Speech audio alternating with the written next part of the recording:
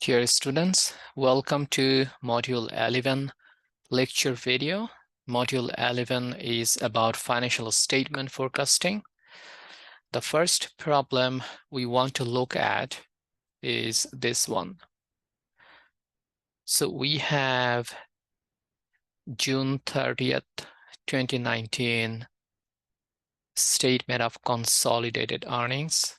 That means income statement. We have balance sheet. What we have to do, forecast 2020 income statement and balance sheet using the following relations.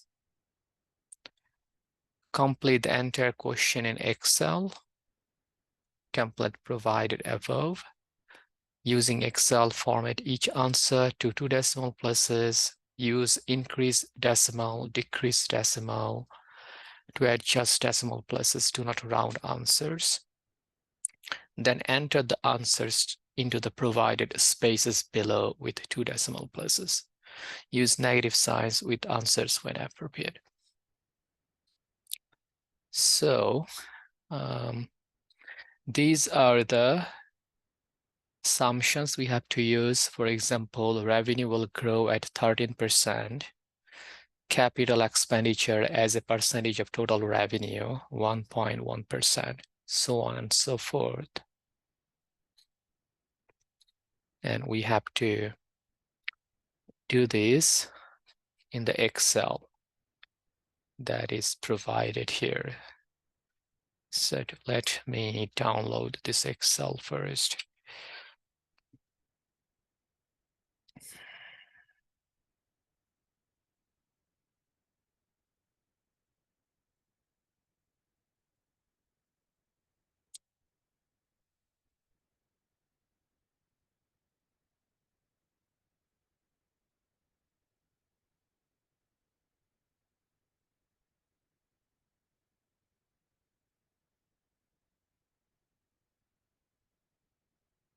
So this is the Excel for question 1.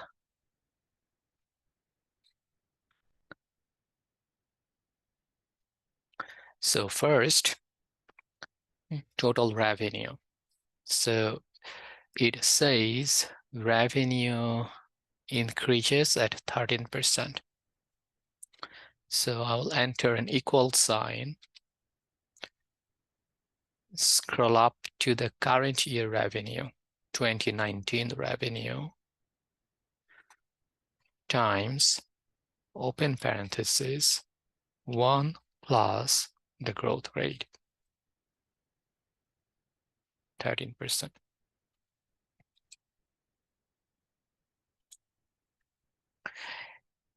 Okay, operating expenses.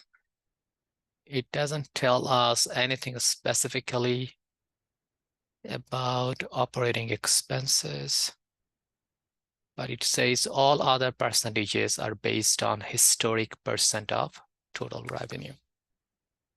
So what that basically means, we have to find out operating expenses as a percent of total revenue in the current year, and we have to use that percentage on our projected revenue. So equal open parenthesis, I'll scroll up to the operating expenses. This is my operating expenses divided my current year total revenue. And I'm going to use this formula or copy this formula in other calculations too. And my current year revenue does not change, so I will lock this cell, C7. So one way to lock this cell is pressing F4 on your keyboard. In some keyboards it may not work, so what you can do, you can manually lock the column. So you see these letters A, B, C, etc. These are the column names. You can manually type $ before the column, so that will lock the column, and before the number, that will lock the row. And then I'll close parentheses. So I just calculated the percentage of operating expenses based on current year numbers, and then I'll multiply by projected total revenue.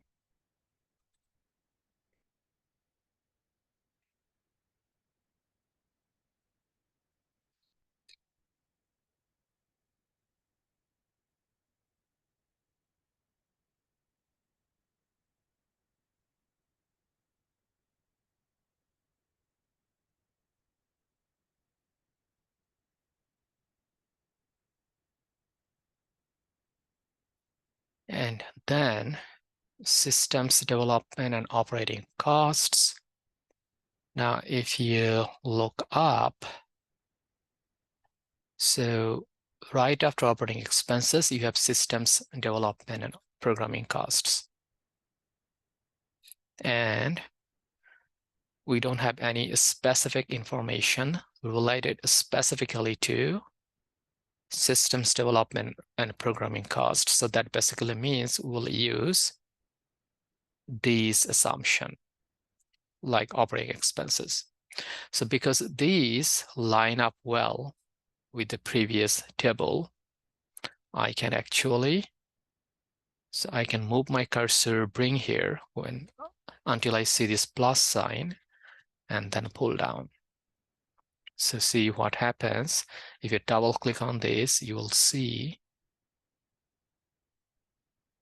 this is selected C9. C7 does not move as before.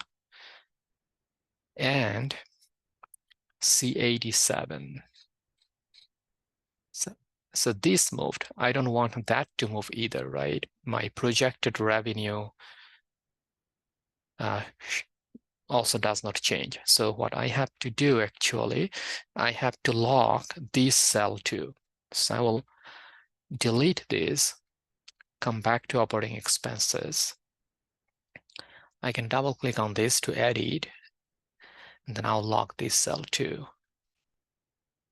So $ before the letter, $ before the number. And then I will hold down. So now you will see, if you double click on it, scroll up, C9, C7, C86 is our projected total revenue. Okay. Now depreciation and amortization, let's see. We do have information about depreciation. It gives us the specific number. So I'll enter an equal sign and select this cell. Now total cost of revenue, enter equal, sum, open parentheses, and these 3 cells. So this is a sum formula within Excel. There are many built-in formulas like this in Excel to make our calculations easier.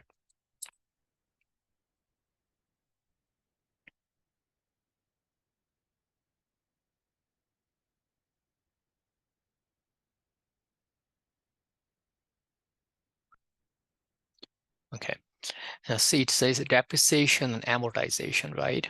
I only added depreciation. I also need to add the amortization. So plus, this is my amortization. Okay. Now, selling, general, and admin expenses, we don't have information specifically to selling, general, and administrative expenses. So what we are going to do, we are going to use this assumption, meaning we'll use a percentage based on current year data and multiply by projected revenue. I'll scroll up. These divided by these lock this cell, close, multiply these, lock this cell. Now interest expense. Let's see if we have any information here. We don't have any information. If that is the case, we assume interest expense does not change. So this doesn't apply to any item. Specifically for interest expense, we assume initially that it does not change. So interest expense is 107. Now total expenses will be, I can sum as before. So this is already a sum of the previous items. And then I can select this 3. So total expenses. Now other income expenses.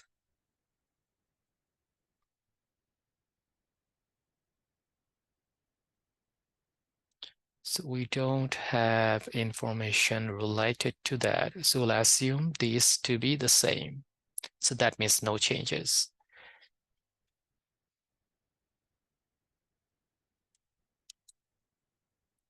Now earnings before income taxes. So that will be my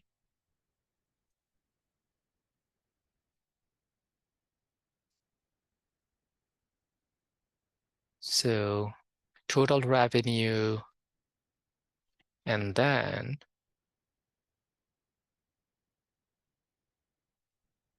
minus total expenses and minus this other income expense net. Provision for income taxes. Let's see if we have any information here. We do. 25% of earnings before income taxes. So this is my earnings before income taxes times provision for income taxes, not the taxes payable.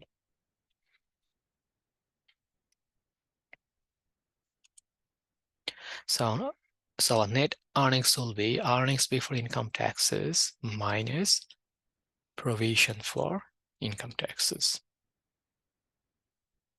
So remember, we have to use 2 decimal place. I'll highlight these cells. I will highlight these cells. Come here and then increase decimal. And then when you enter the answers in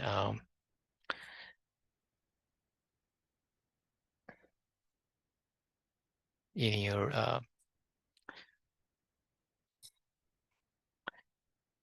portal, then you will use up to 2 decimal place.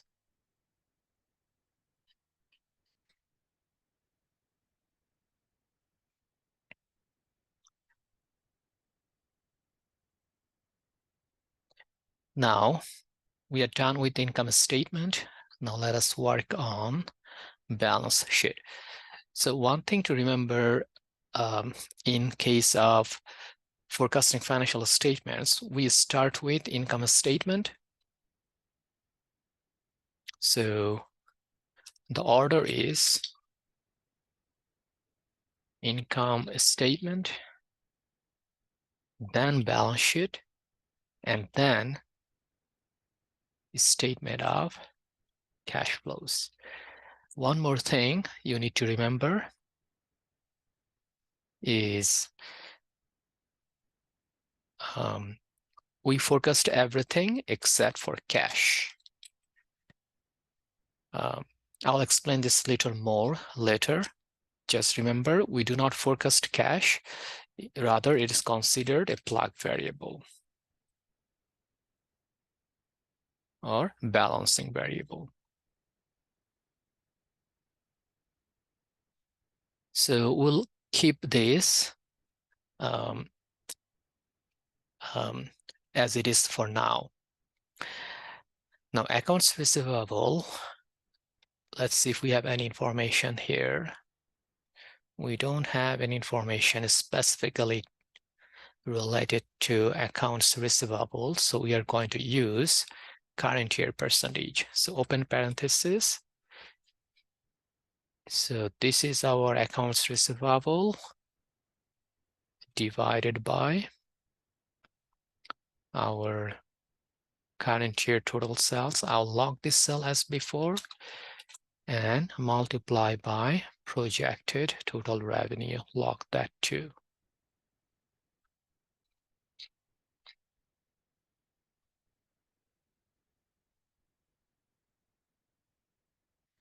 And then other current assets.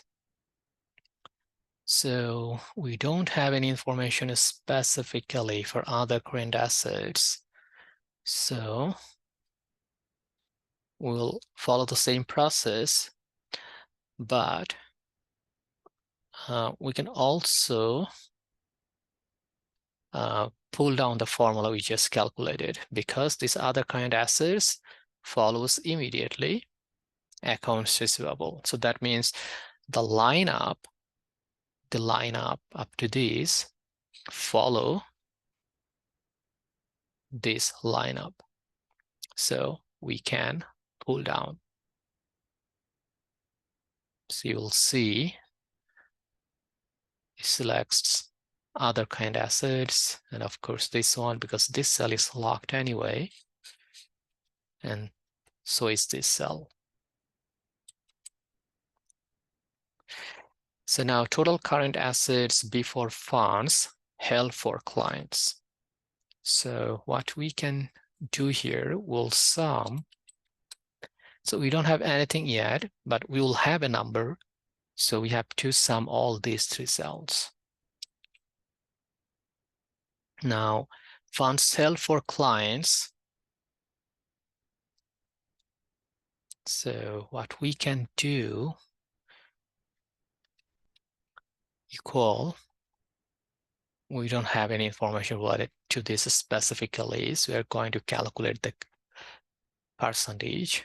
So this divided by total revenue log close multiplied by our projected revenue.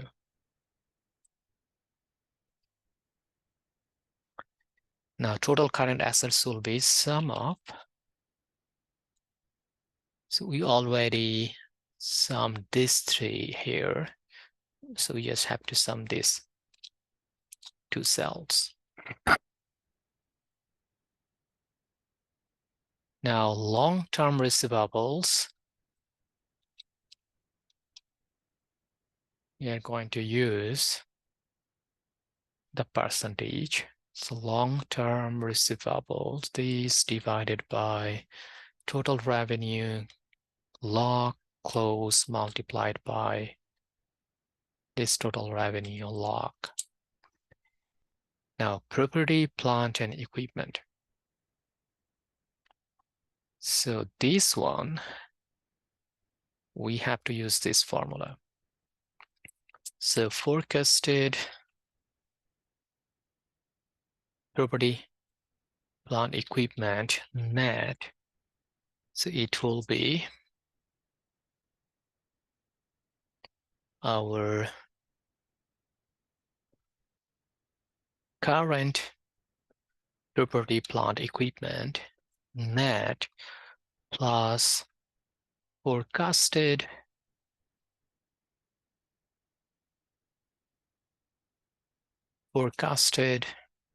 CapEx minus forecasted depreciation expense. And just for your information, CapEx is short for capital expenditure.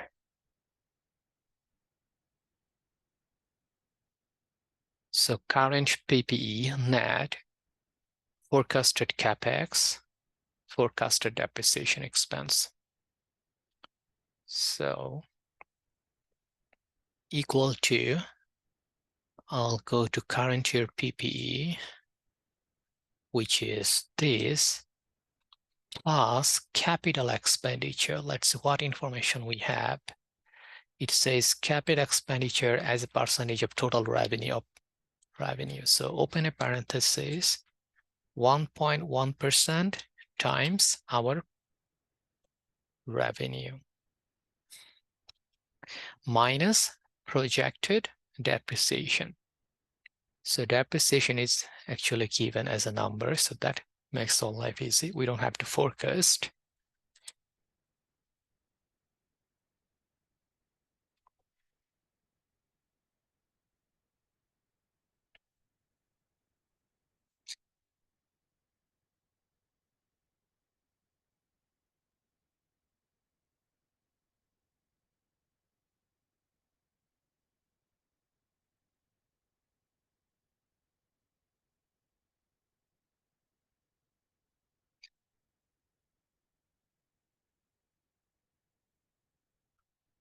So now capitalized contract cost. Let's see what it says. Capitalized contract cost. It doesn't say, so we are going to use percentage approach. So capitalized this divided by total sales log close times total revenue log. Now, our other assets, we don't have any information specifically about other assets. So what we can do, we can calculate percentage approach, but we can also pull down this because right after capitalized contract assets, we have other assets here and also here. So if these things line up correctly, then sometimes you'll be able to pull down. Goodwill, let's see what information we have. Goodwill, long-term debt, preferred stock, common stock, no change. So no change, that means we cannot pull down. We have to enter equal sign, which is this. We cannot pull down because previously we used a formula. So if we pull down, there will be a similar formula with different cells. But here, we don't want to use any formula. We are just bringing the current year goodwill. Now, intangible assets, let's see.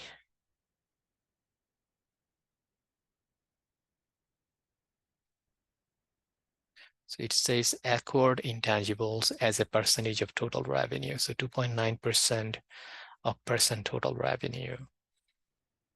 We do have amortization. So to calculate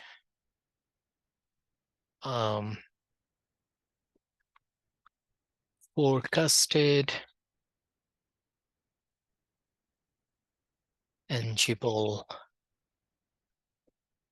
assets, what you have to do, you have to take the current year intangible assets and minus forecasted amortization expense.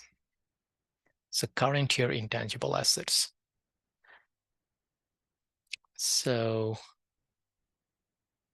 now current year intangible assets,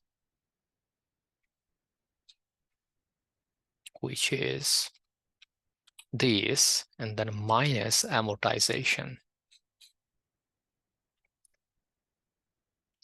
So one more thing, remember, it says this company also acquired new intangibles.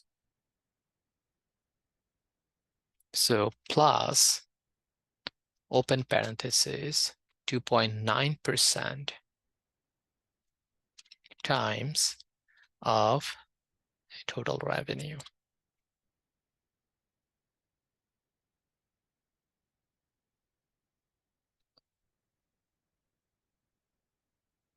Okay.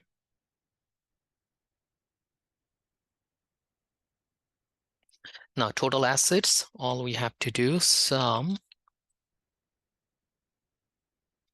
So this is my total current asset. So that means this takes care of all these cells. So I'll start summing from these cells up to intangible assets.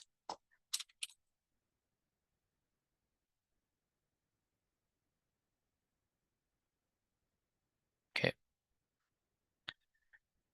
Now my accounts payable, let's see what information we have. So no information specifically about accounts payable. So we are going to use percentage approach.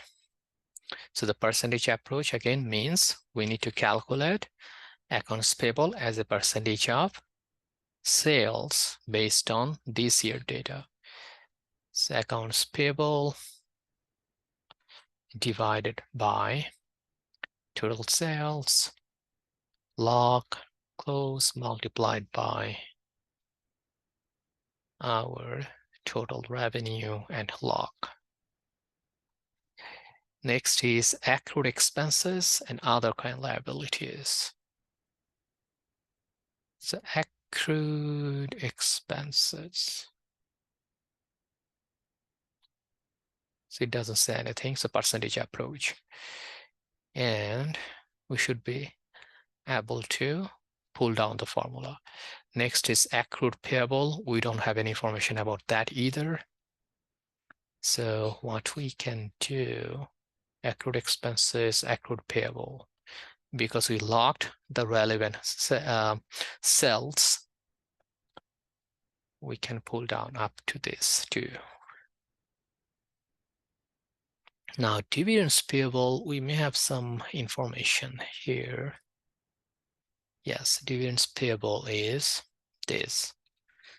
So equal to, it says 26.3% of dividends. So this multiplied by this.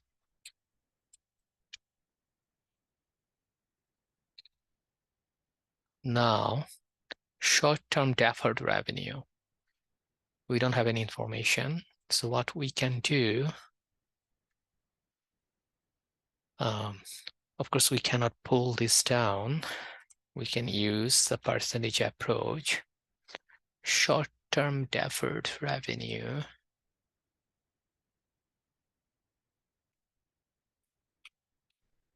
is divided by this log close this log.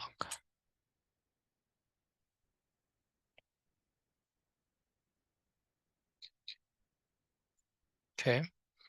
And then obligations under reverse purchase agreement will pull down. And then income taxes payable. Let's see what information we have here. It says taxes payable is 7.7% of provision for income taxes. So this multiplied by provision for income taxes, which is this, the current year.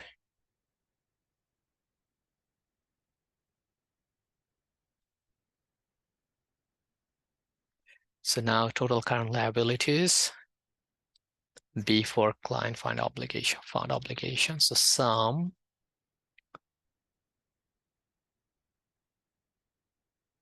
all this.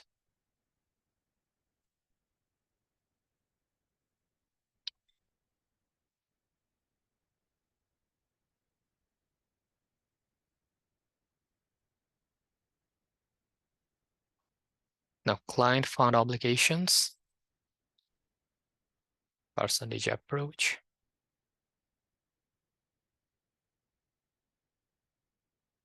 this divided by this log close multiplied current total revenue. Total current liabilities will be sum of these two cells. Now long-term debt, let's see what information we have. Enter equal.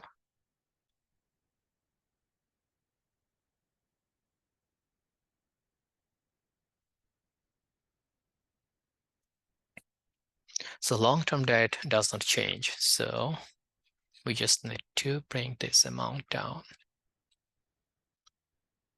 Now other liabilities, percentage approach, this divided by this log close log. And then deferred income taxes, I'll pull down.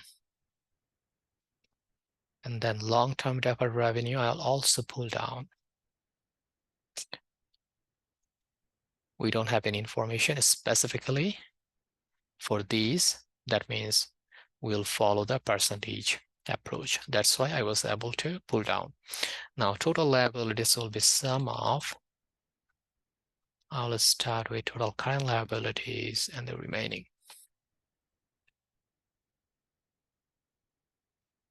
Now preferred stock does not change. It told us. So preferred stock is this, and then common also does not change. So this. Now capital in excess of par value. So there was some information about this. So it was saying stock-based compensation 167, it increases capital in excess of par value by the same amount. Okay, so we have to bring the current capital in excess of par value and then add to this the stock-based compensation. Now retained earnings. So to calculate retained earnings, what we have to do,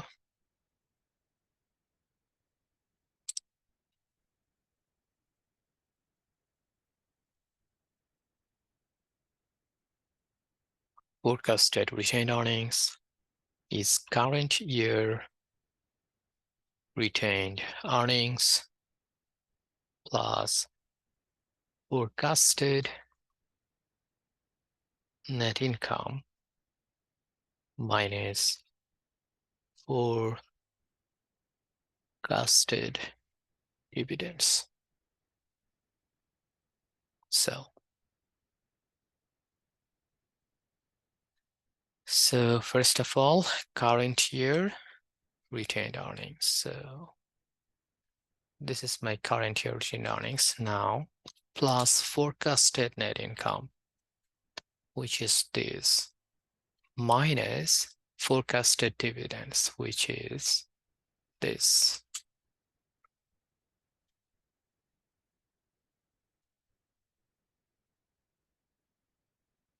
Okay, now treasury cost. So we have some information, I believe. Yes. So treasury repurchase. So what we have here, we have negative 13,090.5 from the current year.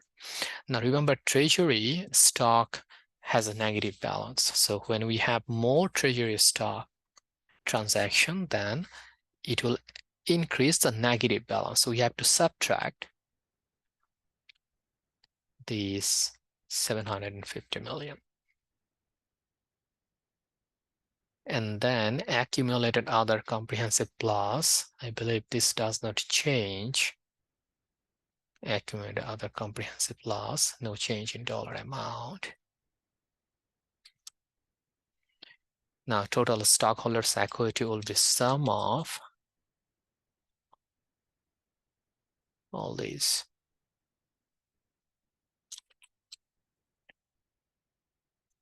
Total liabilities and stockholders' equity, this will be the sum of total liabilities, comma, total stockholders' equity, close. So that is our total liabilities and stockholders' equity.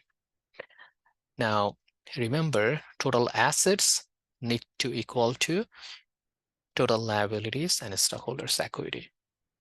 But we have total assets of 38,531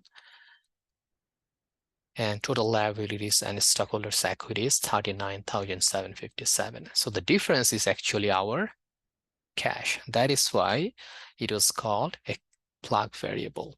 So what we have to do, we are going to calculate the difference here.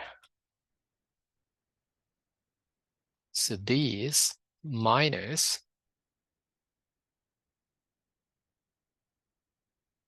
this total assets, which is 1226. Now, remember we have to use 2 decimal place. So I highlighted. And then I will just type this number, 1226.14. So 1226.14.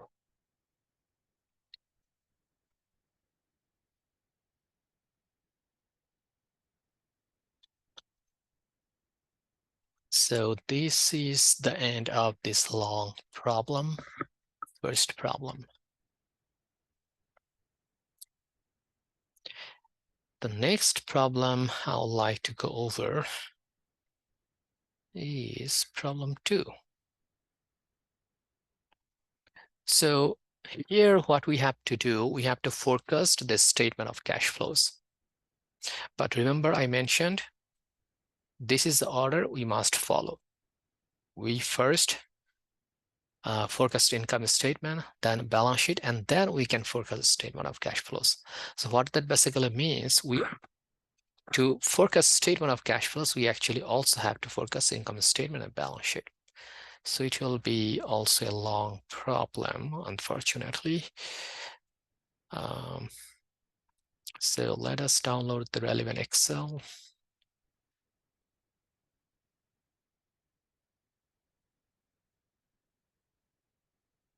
Okay. It's not letting me download.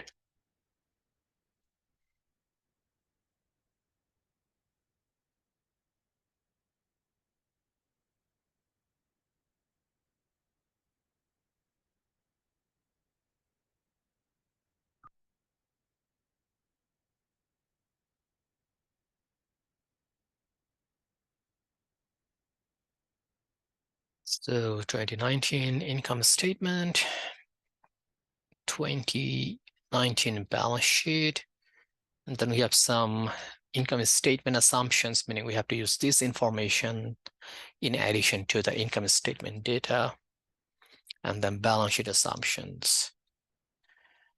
Now let us start with the income statement. So net sales, enter equal sign. So net sales increase 8%. So what we are going to do, choose this sales times, open parenthesis, 1 plus the growth rate, which is 8%. Now, cost of expenses, first one is cost of product sold, equal to, so it says 30%. So here we see a different way to forecast income statement. It is giving us specific percentages. In the previous problem, we had to calculate percentage based on current year data. So these multiplied by net sales, which is this, and I'll lock this cell. We may be able to pull down. Now research and development expense, let's see.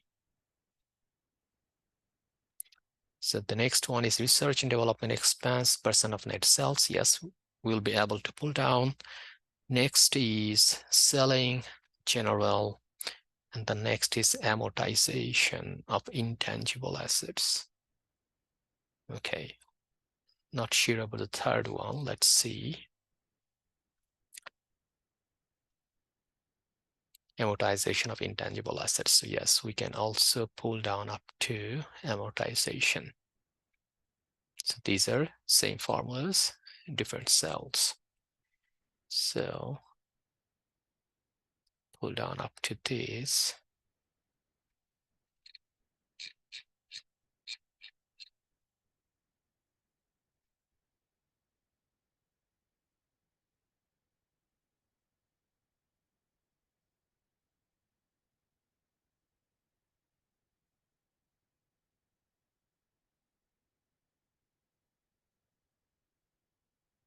Okay. Now, recurring charges. Restructuring charges. Let's see what it says. Now, this is 75% of 2019 restructuring expense. So we cannot pull down. We have a different formula. So 75% of 2019. So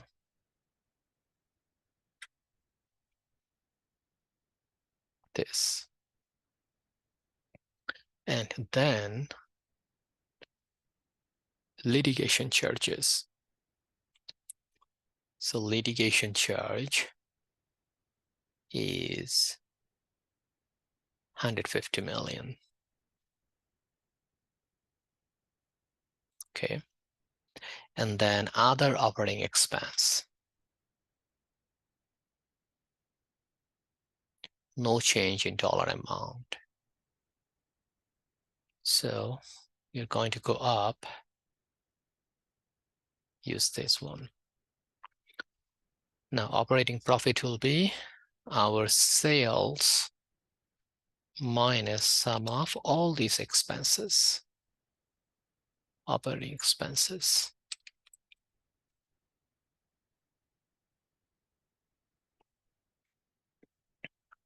Now, other non-operating income, net. Other non-operating income net, no change. So this one. Interest expense, we generally assume initially that it does not change. So let's see what it says here. No change in dollar amount. So income before income taxes. So what we have to do, this minus sum of these two.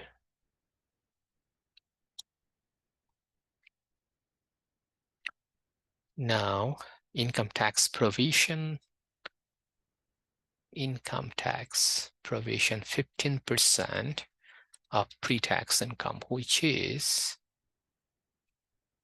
this. So net income is our income before income taxes minus income tax provision. Net income loss attributable to non-controlling interest. Income attributable to non-controlling interest, no change in dollar amount. So I'll bring from current year income statement. Okay, net income attributable to Medtronic. It will be my net income minus net income attributable to non-controlling interest.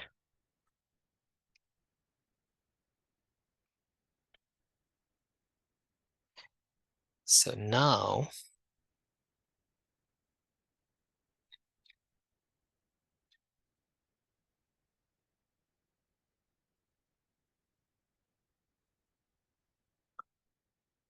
we have to focus the balance sheet. So as before, we will skip the cash and equivalents for now. Investments, it says, one thing I would like to point out, do not use this information. There is a mistake here. So this information is repeated, but there is a mistake here.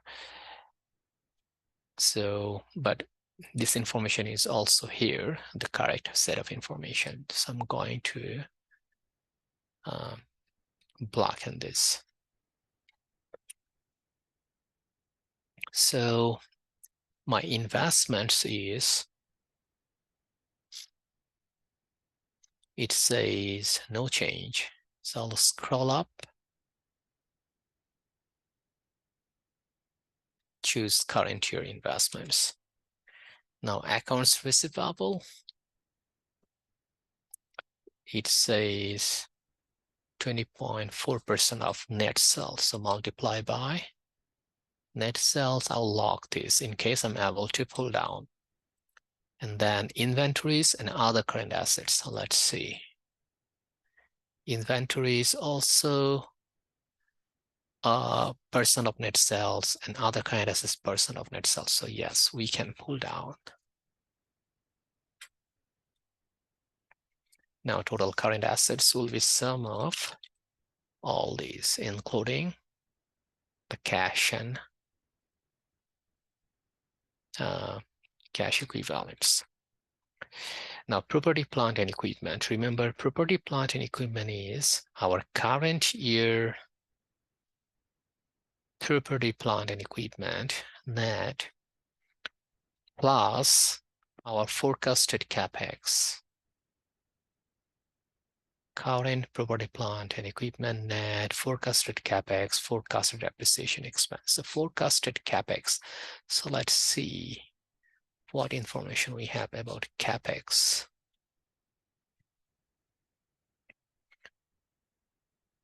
So we have for 2019, but we are working on 2020. But it also says forecast CapEx at historic percent of net sales. So what that basically means, we have to use a percentage approach. So we have to calculate CapEx as a percent of sales based on current year's data, and then multiply that percentage with the projected net sales. So open parenthesis, this is our 2019 CapEx divided by our 2019 net sales, log, close, multiplied by our projected net sales.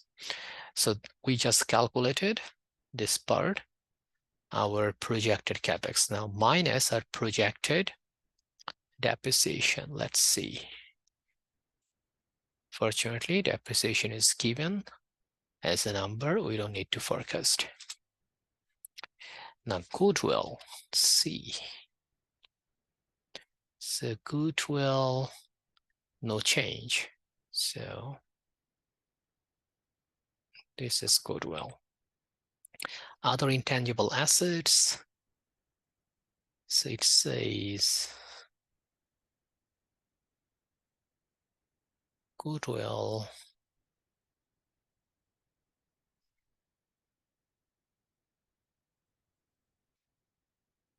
It doesn't say anything about other intangible assets. So we'll bring from current year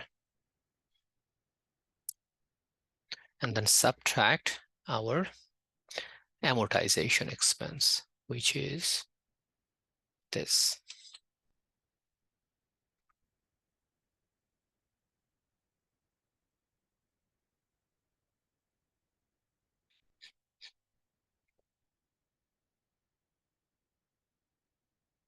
Okay. And then tax assets, what does it say? Tax assets, 5% of net sales. These, I'll lock these. And then other assets, I think I'll be able to pull down, because after tax assets, we have other assets, and we have log the net sales.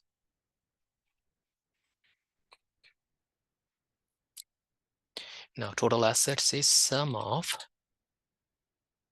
starting with total current assets and all those cells down. Now current liabilities, current debt obligations. So current debt obligations is the debt obligation due in the next year. So this amount.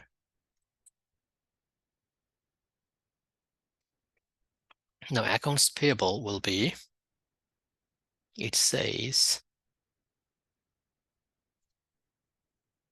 6.4% of net sales. This one, lock. And then accrued compensation, I believe we can pull down. Let's see. It says, yes, 7.2% right after accounts payable. So we are good to pull down. Now accrued income taxes is, let's see if we can pull down accrued income taxes. Now we have one more thing here, so we cannot pull down. If we pull down, then it will use this cell. So accrued income taxes, it will be this multiplied by net sales log. Other accrued expenses,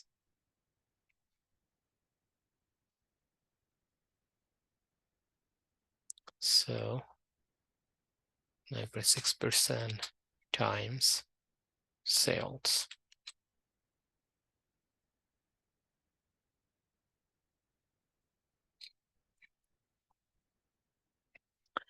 Now total current liabilities will be sum of all these.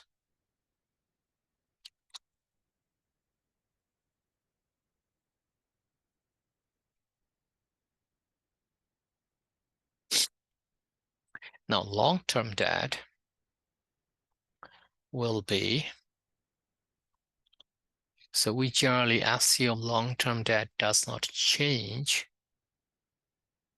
generally, but we have specifically current debt obligation.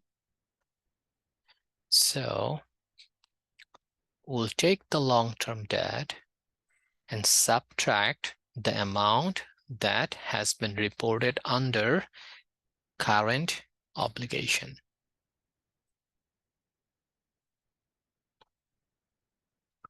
Now accrued compensation and retirement benefits. So these will be, there is some information here. No change, okay? So let's scroll up. This. And then accrued income taxes. This is under non-current liability. We also had another accrued income taxes, but that was under current liability. So you have to be careful about this. So accrued income taxes. So accrued income taxes. We used that one already. So this is the one we have to use. Multiplied by sales. So now deferred tax, pull down, other liabilities, pull down. Let us check. So deferred tax and immediately other liabilities. So we are good.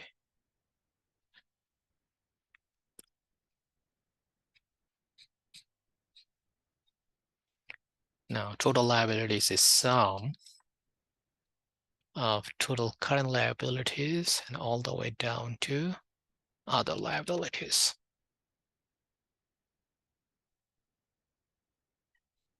Now ordinary shares, let's see what it says about ordinary shares. No change.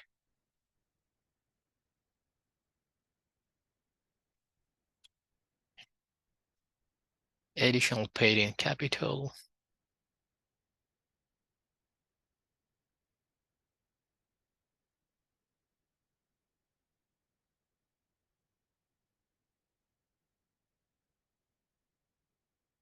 Doesn't say any information. So it doesn't provide any information. So what we are going to do, we are going to bring from the current year. Now retained earnings, remember retained earnings is current retained earnings. So it's current year retained earnings plus forecasted net income, which is net income, and then minus forecasted dividends, which is this. Okay. Now, accumulated other comprehensive loss. Let's see. There was some information. No change. So this. So total shareholders' equity is sum of all these cells. Now, non-controlling interest is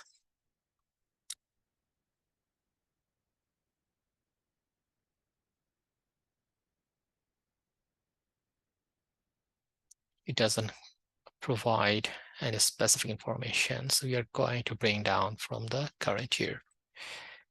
So total equity will be sum of total shareholders and non-controlling interest. And total liabilities and equity will be sum of total liabilities, comma, total equity.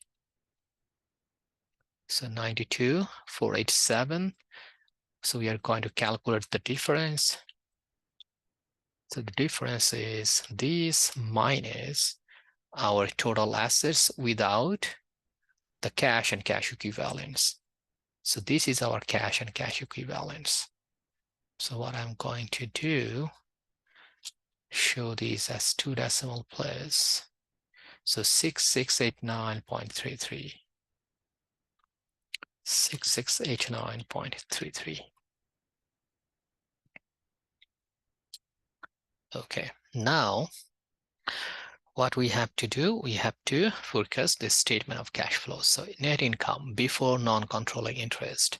So this is our net income, this one.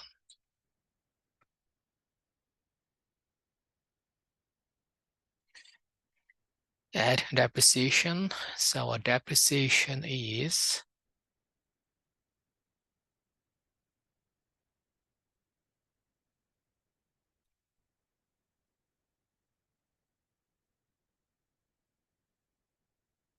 this. Our amortization is this.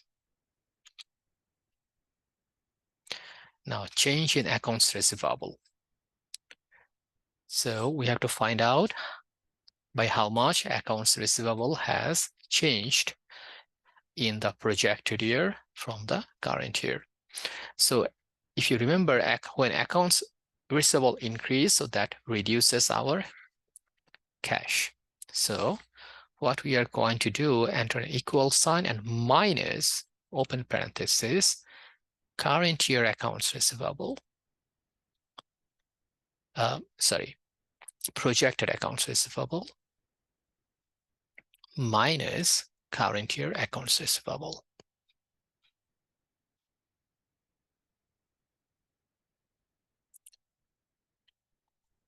So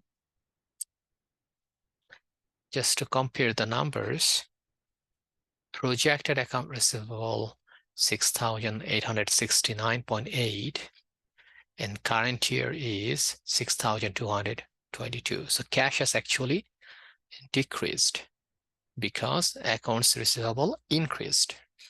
So that's why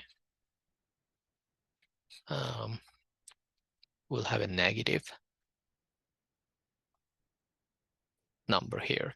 Similarly, inventories, when inventories increase from 1 year to the next, cash decreases. So enter equal minus, open parenthesis, projected inventory, which is this, minus current year inventory.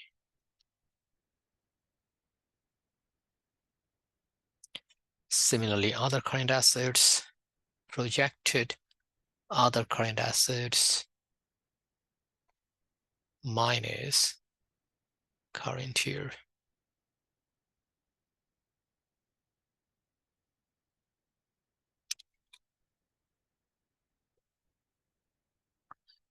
Change in tax assets,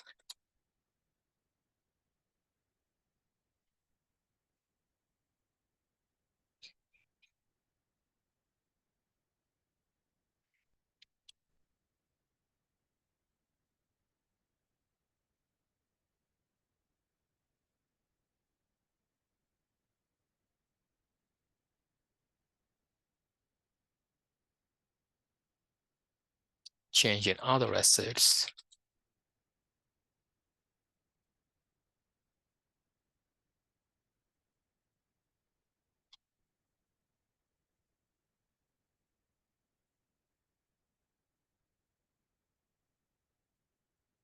now changes accounts payable. So when accounts payable increase relative to the previous year, so that increases our cash balance. So we will not include a negative sign.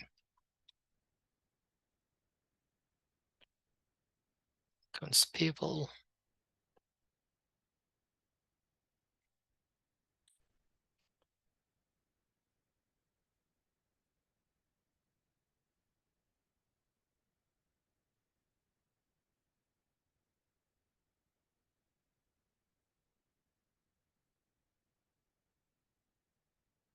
Similarly, accrued compensation.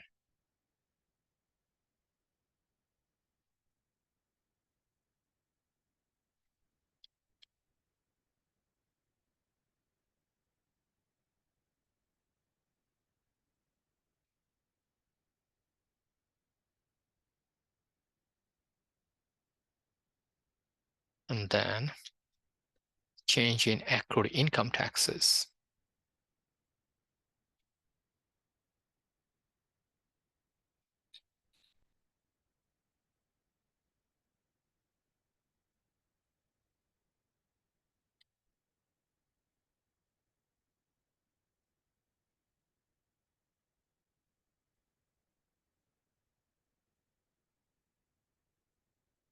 Change in other accrued expenses.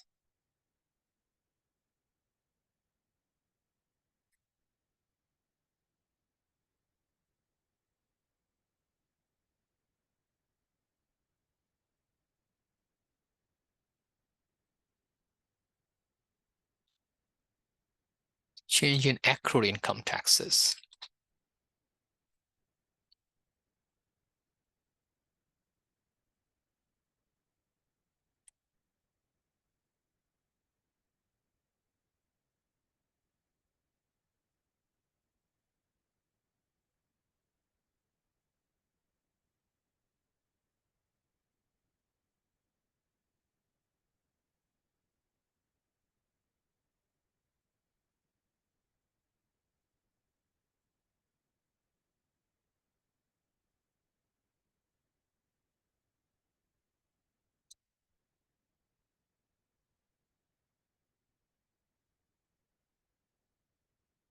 Change in deferred tax liabilities.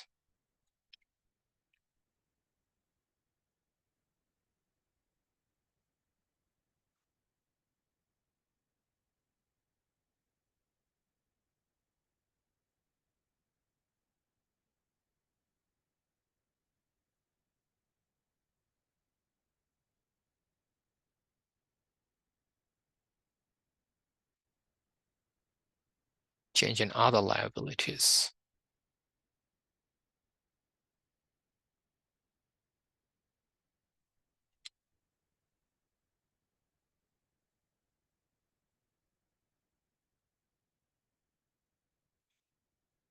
So now all we have to do, we have to sum all these numbers to find out net cash from operating activities. Now capital expenditure is equal to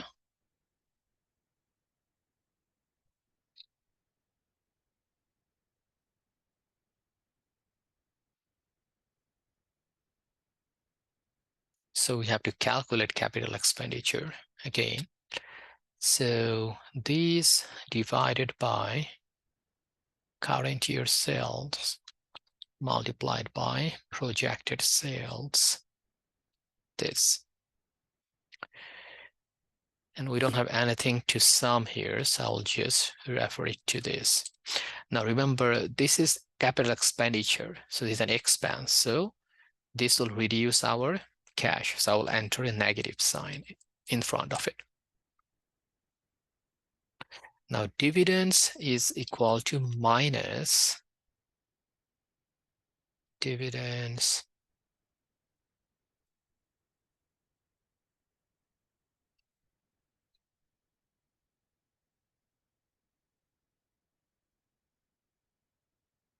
$2,853. And then change in current debt obligation.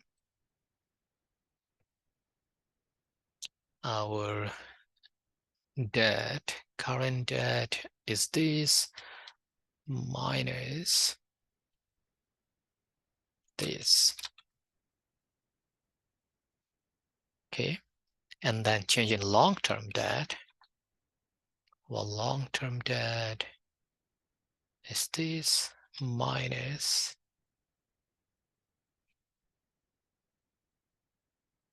debt is this.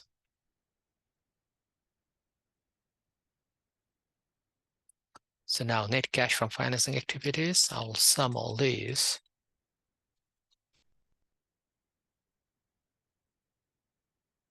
So net change in cash will be sum of net cash operating activities, comma, net cash investing activities, comma, net cash financing activities, close.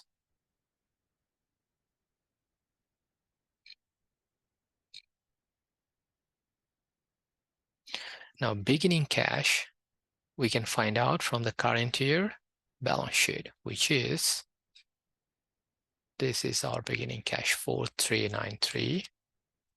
My ending cash will be sum of net change in cash plus beginning cash. So 6,689. So I'm going to show in 2 decimal. So we are finally done with this long problem also. I think these were the 2 longest problems. Others are not as long. So let us move on to the next problem.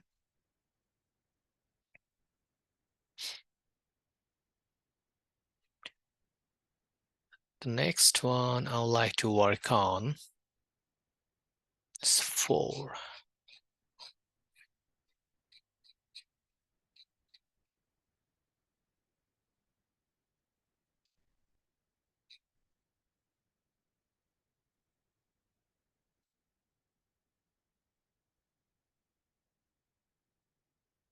Okay. So we have to download this Excel template.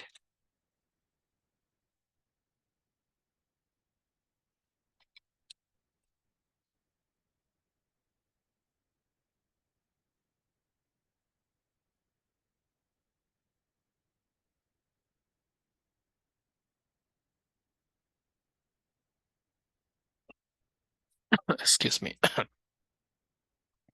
So we have to refine assumptions for PPE forecast, property, plant, and equipment.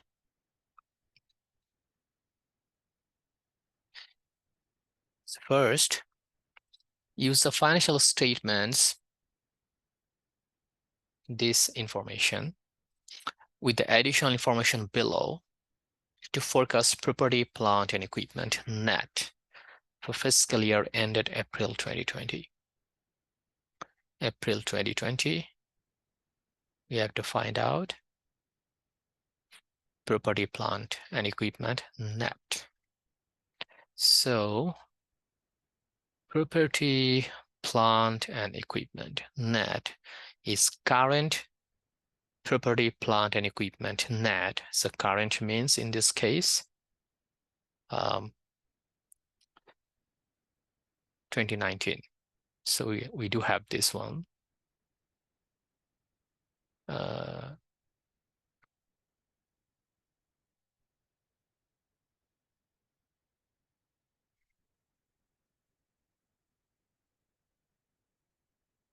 Current property, plant, and equipment net. So we have to calculate this one actually.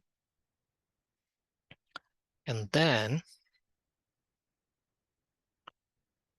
forecasted CapEx, forecasted depreciation expense.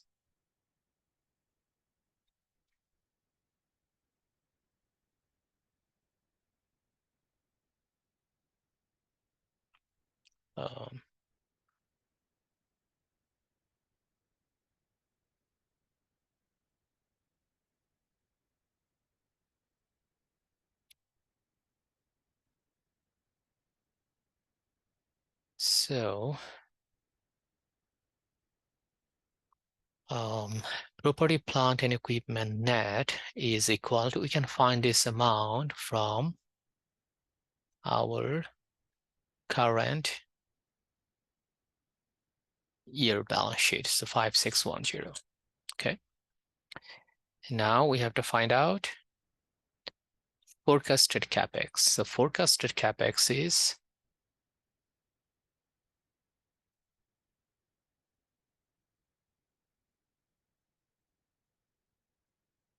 we already used this, the current year CapEx, current year sales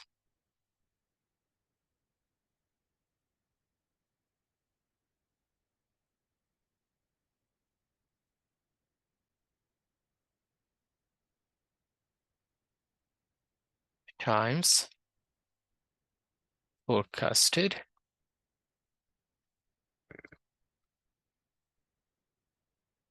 sales.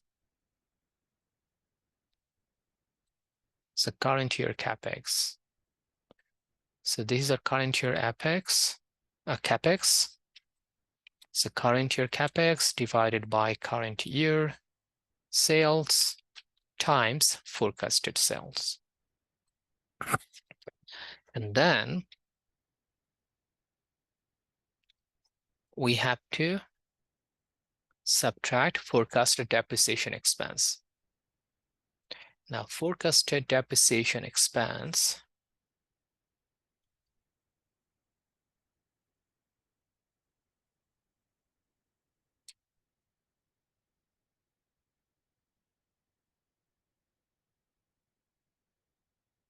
is equal to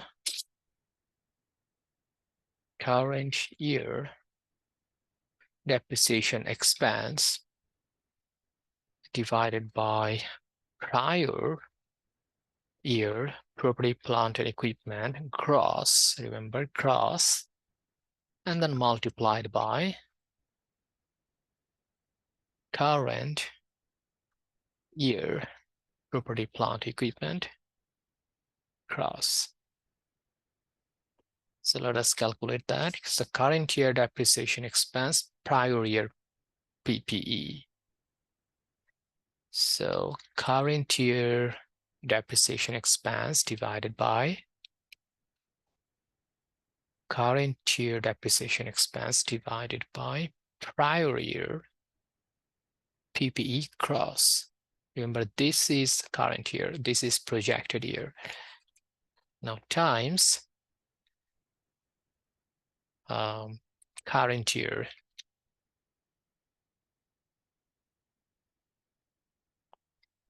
PPE.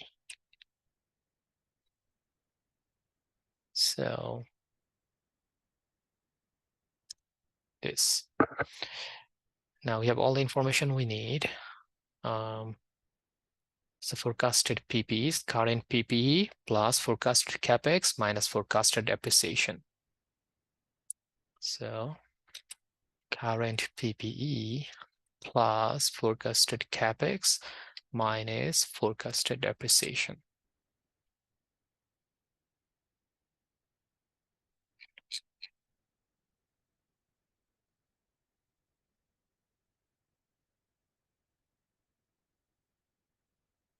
Okay. Now, part B, suppose the company discloses in a press release that accompanies its year-end SEC filing that anticipated CapEx for fiscal year ended April 2020 is as follows. So this is the CapEx instead of this.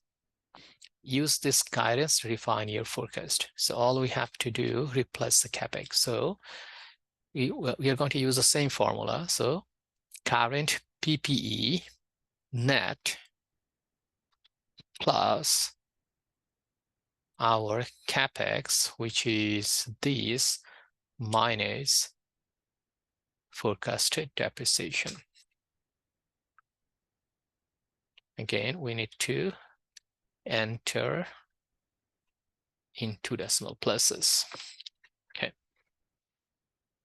Next problem I would like to work on is this was problem 4. Now go to problem 10.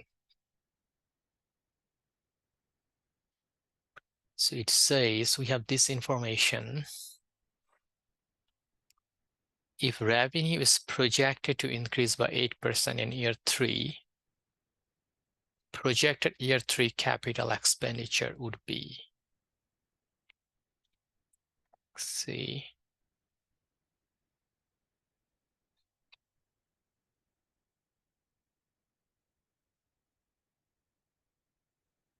question 10. So projected year 3 capital expenditure. So to find out forecasted capital expenditure, we need to find out current year CapEx, current year sales, and forecasted sales. So current year CapEx. So current year means year 2, and year 3 will be the forecasted year. So the current year CapEx will be, so we don't have CapEx, but what we see, we have PPE cross and there is no asset disposal. So the difference between 620,000 minus 610,000. So the difference between PPE cross, that is our current year CapEx, which is 10,000. Next thing we need to know, current year sales, which is 768,000. And then we need to know forecasted sales. Forecasted sales will be current year sales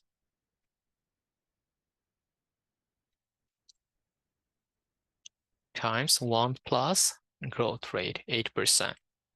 Wait. So our calculator, 768,000 times 1.08. So that is our forecasted sales, but we have to find out forecasted capital expenditure.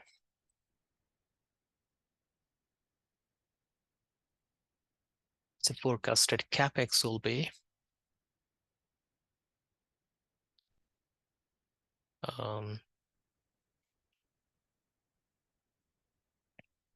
current year CapEx, which is 10,000 divided by current year sales,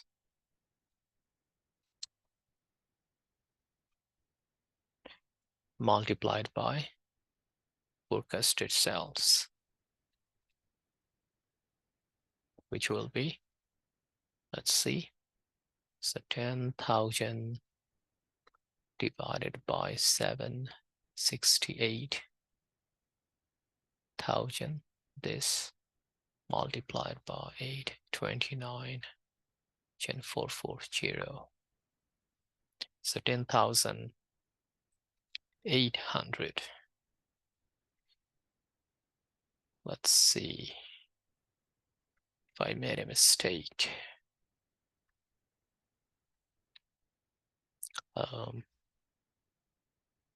Okay, so this is 610,400. This is 400. So this will be 620,000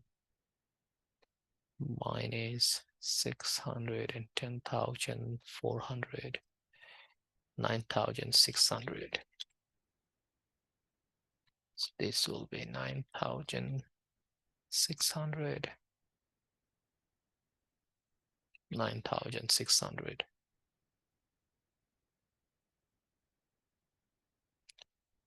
By 768,000.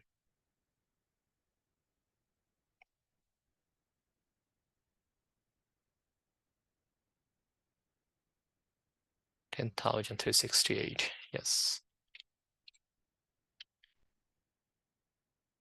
This is the answer.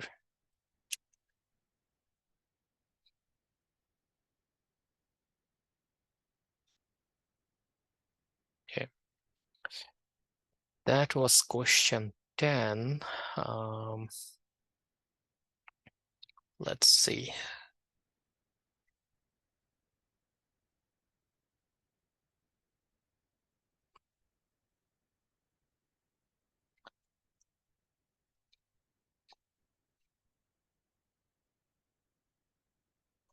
Let's do question 3. So question 3.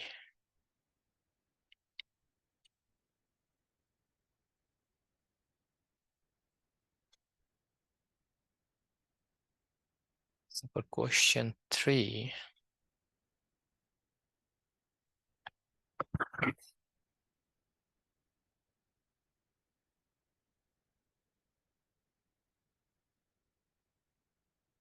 what we have to do is we have to find out normal cash as a percent of sales. So normal cash is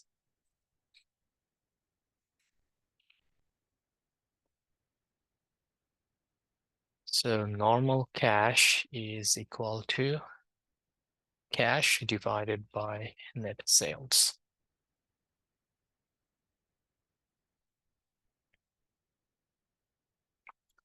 So our current year cash, current is 2019. This is the projected years. So we don't see any cash information here, but what we see in 2020, we have cash at beginning of periods, which is actually current year, end of period cash. So these divided by net sales. So as a percent, 2 decimal place.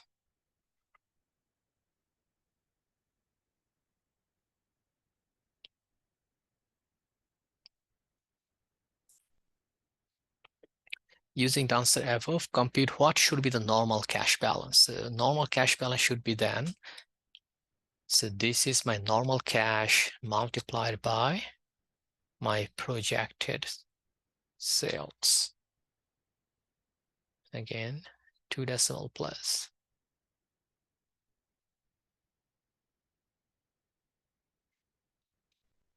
Now complete the following statement of cash flows, assuming long-term debt is used to adjust the forecasted cash balance.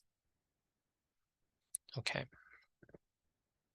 So what that basically means, our forecasting tells us we will have cash at the end of the period of 31,023, but we need ideally at least 42,219. So we have smaller cash level as per projection. So we need to adjust something so that our desired cash level is achieved. And in this particular question, it says complete the following statement of cash flows assuming long-term debt is used to adjust the forecasted cash balance. So that means we'll borrow money so that our cash level increases. So cash generated by operations is equal to this. Now, cash used for investing, this actually should be a negative, and this should be also a negative. And then this one, I will sum all this. So that we are consistent. 9378. If we go back to the question, you will see that, yeah, these are in negative. So now cash used for investing. Long-term debt is a financing item. So we have to make the adjustment in this cell. So this will not change investing. Now financing is this, a negative balance, but will increase this amount, so plus by the difference of our desired cash minus projected cash.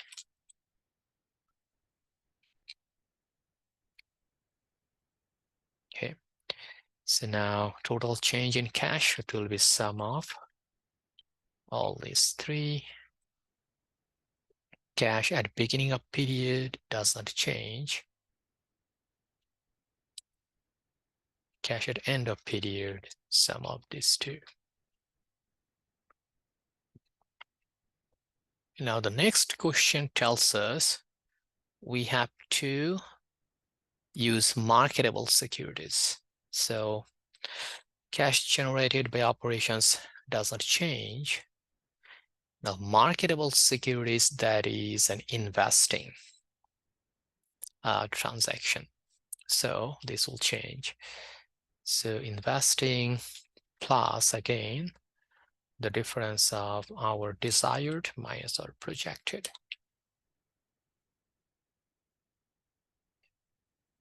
Cash used for financing does not change. Change in cash, sum of all these three. Beginning does not change. And then cash at end of period is sum of these two.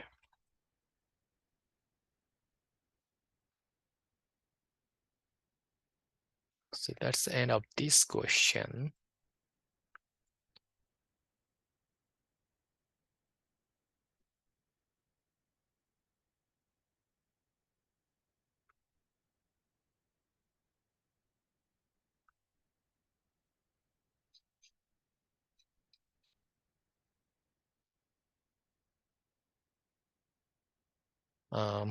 That's it, guys, for today's lecture video. I hope it helps you to understand the topics in this module. Look forward to our next lecture video. Take care. Bye.